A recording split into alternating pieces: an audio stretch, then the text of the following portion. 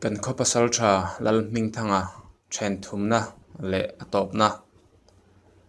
buk thang limong lama thom ka hria buk ong atanga ka vabiin uhmingan sakhi le engsanga mani lopua local chhon na ka zukmuwa uhminga lo ho sa pan hi lo hon zukmu kang ti in ka tlan chuak ngala uhming i lo ho to mo e khai kan va hlo tling don ve pakhat zok kha sazaim ni ti in saza zok chu ka pu chok ngala avarit ve engtin nge pahnia i lo thlen thei zoka ti in ka zot boka nui chungin arit vakamon le ti in mi changa khama polo thleng chop chil ve ngalin avalo mom ve ti in sakhi zok chu alo chok ve a thanglo avarit em ve engtin nge sazanen khan i lo thlen thei zok alo ti boka arit dil tu hleinem sajai hi atuai chawlania ti in umhinga chuan alo changa umhinga chu thingpui ka thlit sak wata saza jok chu tuai vel pa in umhing ratlan pakhata I ka ve ve emni ti in ka zota a thingpui in pa chuan saza jok kha zan lai chuak ania sakhi kha zinga chuak silai ka me pu to awangin sadanga chuangam ka ring to lo kha ni a hei kan va nei pha ani ti in mi changa thingpui in zowa in rila tram to em sa kan pu phot don nge chokan ei ma sang ti in kan pani chuan min zota dik tak chuan kan ril hatram to ang reng ti in nui ru ru chungin ka changa ole cho ei ma sang u choi siam ngalang u ti in a thingpui no tlu fai turin kan tuila hon lam chu apan ngala cho ei kan siam ngala zan lama kan lungai na zong song thengil thak khopa no sari fai zet kan lim zo meu chuan kan dul kan zu theu heu mai ni asaka chu kan pu ngal zung zunga uhminga zong khopuya piang ni se sasa tu ni ngei karing azara sapum ni kan pu chung po mit khap karang lekani chuna thingpui in pa in uhmingen kan ti ti a chu ti lai chuan khama ero thom hno hasu a nizan isa chan na emu thei om si lova a hre om viu lo mo ka ti a shom la lo ve ama sa ka thut na vai mi ten tam dewa ai sang hre ta ka in sona ka thut na rem bok aniang dar som phala chan ve ve la ka lo mu hil man peka saza lo chuak poi hi ka thelo thelani nangni in mutu yem ti in min zol zom ve ngala mutu ni mai ma se kan thil ton ro ama khop mai ti in kan thil ton dan zong zong le ama ang deuh bu ka mu kan mu thu te chu ka hril ta veka lainat mel dewa me en pa in alo ni chu mule ram hnuya chang ai ro hi kan pile pu te hun atang to in thiang lo angin an soi reng asin khama chu a mai vel kha avung de thre reng ani I lo soi sak wangi don chu ma se sarep tul ni lai ei chu afamak om ve hati boka nia ke pon makka te khop mai e uming kan thlen nia thingform tura buk thanglama ka chukha ke nia ka mu boka sin ti in ka thil mu ka zep thlat chu khama lo boka ka hril ngala ram hoi ho kal kong ani kha nimin jing ma taka ra tlan zuk en tura ka chuk thak po khan chung ko khat ni om nu pale lana pan mel deuh an fa na ngei tur ten an zo lai ka muwa ti in a soi ta mai kha ke nia komna khan mo ti in ka zot wata buk thanga thingsia kung lian pui hnuai mi khu ni lom ni soi ti in mi zota o ni e chuan engtin man ti lo chem ni ti in ka zot le a ti lem nang min en hru hruwa an kalna tur ni om laman kala ke po ka kalna tur lama kal ve le mai ati a nizan lama kan thil ton ang ha thlen le ka hlo wangin umhinga po kan hlo tling to kha to tho boka ramwak to lo maila tia ka hril wangin ramwak to lova zan je tur cho ka chuanga tunma anram ria holai a cho he zia ria da wangin umhingan khamatan bu fai lo pai ke phini in chuti ni lo se pumpu rok tur ngai ngam lovin kan ho ngai to nge yang le zan ria miatan sakhi ko chung umhingan a siam boka daria dona cho ei siamin kan ei ngala kan kham meu chuan kan ei hnem boka kan rai por thut le hle mai ni dar som vela umhingan nizan in mutlem bok si a avamu toru ke po sa hi ri lo te ka vilanga ka lo mu ve ang te in pona kan sarep omna lama chuan am kala nizan ira tlan chan na emu mumal biak lo kha vamu masaro kati point min hial tlata wangin mun na siamin kamua khama po ka pia muin aphun le zeu zeu thin khama enge soi tia ka zo in engma soi lo ve ati mai thina nizana che dante voin lama atong tlem dan em te ka ngai tuin khama chuan dik lo omin ka hria daka chan ve vel nuwa umminga po lo mu ve a khama ero anari khor khor to umminga lo lu atanga reila ni lo nizan lama kan hriat to ang tho tuilian thom luinha lama tangin alo ri thlabon bon mai umming kati faka umminga chuan engma ni lo turom lo alo ti mai a tuilian tak tak ani don lo ti hrema ila thom areng si a ngai chu ngam chia lo ani minute khat don a rik nu chuan a re vele mai a chuti lai chuan khama ero mi thi ang mai in engma thilovin amu tui hle a khama nga thlamuang taka mu thil ve dai chu ka chak ani kamu hil don mek te in patling orol ti hriat zet kugri buk thlang lama tangin lo chuk le ta amu hile mokati khama chuan kugri chu alo chhon ani chu ka phulutuk chu ka zuang tho trep ani umminga mu hila lo hara enge hlawinei mi ti in mi zot vata kugri le khama na chhon thu chu ka soya ka soi lai mek po chuan kugri chu alo om le zau thin avamak ve tuna khana harem tin khama chu voin hi ko boka ma se a chang lo muro hlo turom lo nia min ti a kamu vele maya zan ma sa kan hriat to thingbukin soi thom pok lo om le a hlausu rammin ni chu mi hringan tina theilo ti in min hnema achangin thom zong zong chu ngai that lo tham khopin a re le a achangin ari le sung sunga thom lo om tur nga ka beng chikar kani boka phunri bulbul lo om thin te po chuan umminga om to boka wangin min ti hlaul tuk to lo buko ta thom omin umminga wa chuak le thina engma mu ero anei ngai lo thung thingbuk soi bok chu thupuya an nei mo ti mai tur khopin an soina sa a zan ma sa tanga mu mal lo mi zaidam umminga thenin a tur ta lo a tholoka ram hoi phiang sen ho in engpoi nge kan soya mut mo nar mo mi siam ni ti in asasana chempui chu in buk pon lama chuak ngala buk pia lam hapan pheizel ti thoma tangin ka hre thei a chhuwa phei atanga minute khat vela ralang ti in thingzar thlak ri ka hria a ummingan ramhoi ho thingbuk soi beng chenglo tu lon chilin azar chopina thlak ti ka hria voi engemaw zat a thingzar thlak ri ka hriat nu chuan buka lo lut le a umhing engei vati a tin ka zot vata an thingbuk soi ka va thlak kol sak male an beng cheng to lowang mutoang te in mi changa a chhuata ka wanga engemaw thuta in ring renga thumu kani a alo lu le taka chuan kamu veta a an thupui ber thingbuk soi chu a thingbuk ber azar chop a thlak kol vek to awangin an soi to lo soi tur hom to hek lo le kan sarep na lama phunri bulbul alo om le ta kan sarep te khan lo ei reu nge tin umminga chu thovin awa chuak le a awa chu atanga reilo te a in sual thom om ngal ummingan zam ngai lo wal in ti thinrim ta zoram huai ho in be tak tak ila tia ein ro sevel po kare chun zom ngala ka thian pa le ram huai ho in sual ti hre in ka wa chuak ve ngal fata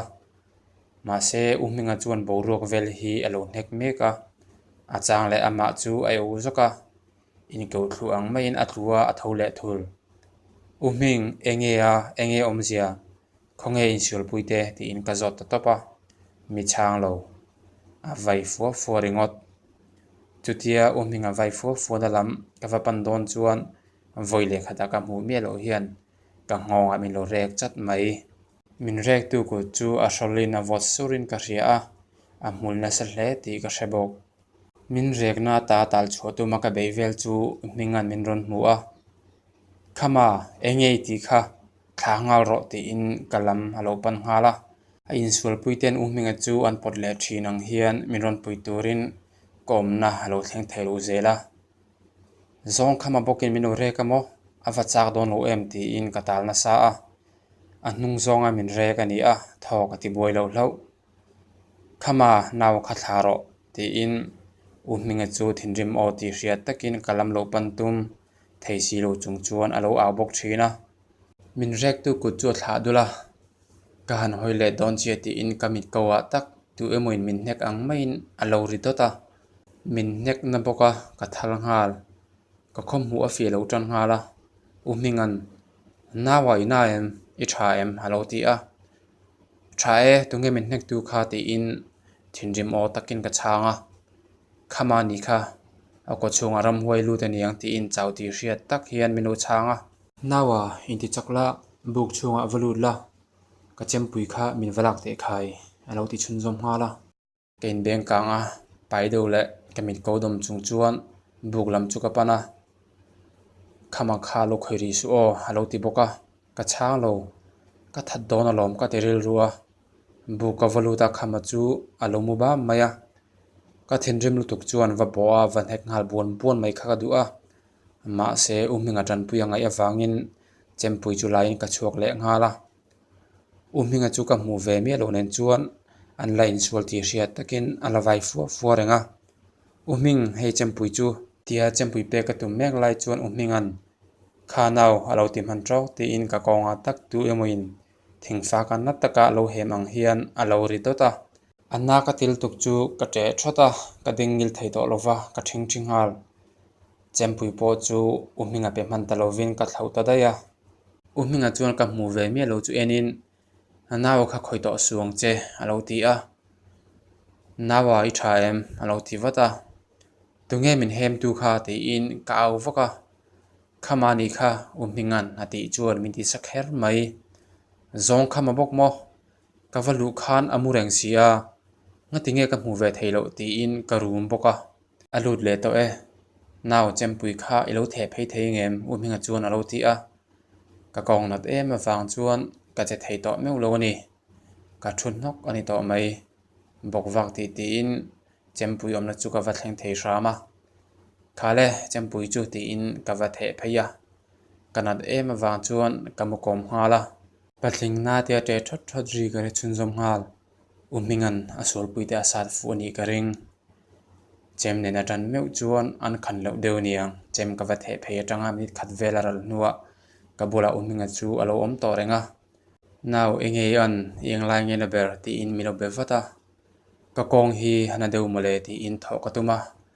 ka tho thei to zong lo ka kong a chin hnuai chu ti che ka tuma ka ti che thei to lo zeng tur kang to ber ka kong hnuai lam chuan na hre to lo ming ka tho thei to tlat lo mai ka kong a chin hnuai lam hi ka ti che thei to lo ka ti ta topa alo hem na do che ni mo pui tur che in ka tlai hret ani tuiluma devat angai ti in min pom kanga buklama min lu puin kamutna chuan dim te in bokhup zong in min ngata ka kong de na tur tui chuang in a boi ngal vata ka kong om dan chu dik lo hle mai kumna pangte ni in ka zeng don ani mo ani theilo kala naw pang latuk in fimi ni in malam hun eng tak nei in ken ria tuna po training na tangin chol mangin kalo ho ni zeng thei kani lo ti in ka chunga thil thleng mek chu ka ngai tu neu newa ka malam hun zong wheelchair mang turanga kan ngai tu thlan phei chuan ka kong nat wani hau lovin ka mit tui atla hiala chutia a thian pa anaw ang mai a mangai mani to ka in thazo le pa in ti ve thin ka mit tui tla min mu chuan min khongai em a minga chuan kong na ti wanga mit tui tla kani lo ti a hria ka dream le ka thil chak zong min hriat pui tu ani a ka mit tui tlak chan chu a hria ni kabula alo kala naw lungai ma ta che hengtin mai don hlei nem I thale vek don alom hei ka tui chuan a so trap to a tui lumin ka de sak chenga idam le mai don alom ti in min hne mol mola ka tong to lowa thin rim na le lungai nei min tuam vel ani ber min tina tu khama chunga ka thin rima ka ma hun ka ngai tu in ka beidonga ka room vong theile theilovin ka sir mai amu khama chu ka vena alone nui ani chu ka sakher mai ama min hemna wangin tuna zeng theidin huna ka ding mek ani a min nui zatamo ka that don chempui kha milo pelok te tin minga chu ka wa awa enge ni ta ti in kabula local nai vata zong khami hi ka that don min nui zat ka ti a ama ani lo a ko chung aram hoi lu ta ni kha nakina ki man glo bui puyange I kong kha en kol vata ngai ti in uminga chu mi lo changa a tuilum chuan so bor bora chuan chi tle ma thlaka ka kam chakenin ka kong chu min ne mol mol pain adep tana tuiluma minit nga don min de sak nu chuan kan sereba thau omte chu va sik khomin meya atituya sa thau mang chuan ri fe min zut le a chutia tuilum le sa thawa min boy som vel po chu ka kong chuan a hreto lova ka kong a chin hnuai lam chu a zeng to ani ber ti khan lo hadam toro naktu zinga chuan ikal le thei to ang ti in min hrila naktu zinga kal le thei tak tak donem ni tuna engma ka kong hin hreto box si lo uminga chuan karil runal tok tur min hnemnan a soi mai mai ka ngai ani chutia ka ngai tuna ka kom mek lai chuan umingan khamalam chu pana nang ka thian tina tu hina ve donani ati ri ka hria a keima min ma chona hun ta e ilo din chu hun ka ngak ati chun zoma voile khata muhila mokati khama chu zem em le ring mang kheng hian alo nui tur mai anui lai chu to makin a phun ri bula enge ya soi ero ka relo thung chutia rampalai lenga zan rei le ngala be sei lo lutuk maya khama nui ri tur chon min ti phuin engmo tak hian kamur sung sung thei hialani khama ani lo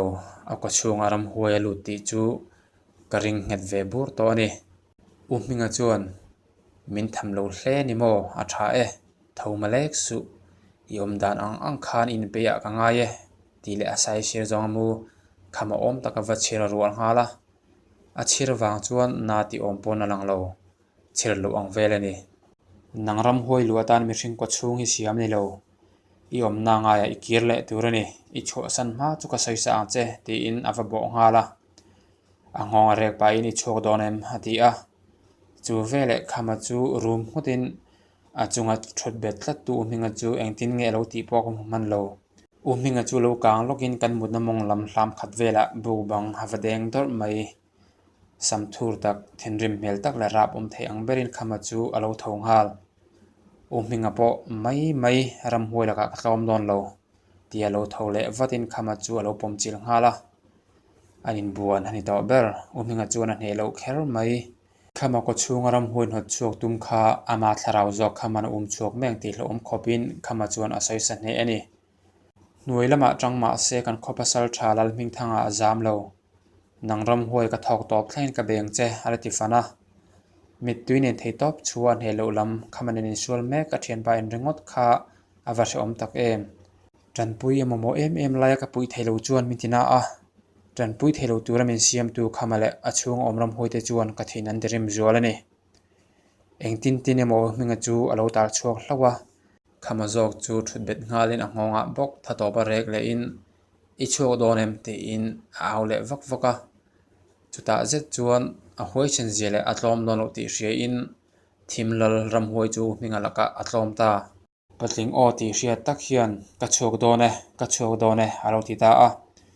chu vele buk chunga thli hathawak vaka khamatal vel po azoita nokani